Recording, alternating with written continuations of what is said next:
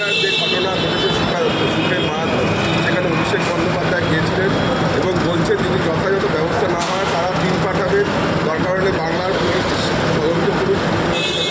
দেখুন, প্রথম কথা হচ্ছে যে একজন মানুষ মারা গেছে, কেন মারা গেছে, কী জন্য মারা গেছে তার তদন্ত হবে। যে রাজ্যে মারা গেছে সেই রাজ্যের পুলিশের এখতিয়ারের মধ্যে পড়ে, সেই পুলিশ তদন্ত করবে। যদি আমাদের রাজ্য সরকার আলাদা করে তদন্ত করতে চায়, আমাদের রাজ্য সরকার যে পদ্ধতি আছে, যে প্রোটোকল আছে, সেই প্রোটোকল মেনে ওই রাজ্য সরকারকে, অর্থাৎ মহারাষ্ট্র রাজ্য সরকারকে লিখবে। কিন্তু প্রশ্ন এটা না, আমার প্রশ্ন হচ্ছে কিছুদিন আগে ওই পুরুলিয়ার লোকসভার অন্তর্গত একটি বাচ্চা মেয়ে, সে কুর্মী সম্প্রদায়ের মেয়ে ছিল, তাকে সে রেপ হয় এবং তাদের নাম জড়ায় তৃণমূলের বিধায়ক, তার গাড়ি চালকের নাম বা তার কাছের লোকের নাম। তখন কেন অভিষেক বন্দ্যোপাধ্যায় যাননি? এইটা কি বিশেষ কোনো কারণে উনি যাচ্ছেন?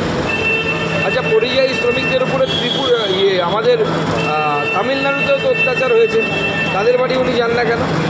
দুই শ্রমিকের মধ্যে কি ব্লাড গ্রুপের পার্থক্য আছে না অন্য কোনো ডিফারেন্স আছে, সেই জন্য তিনি যান না?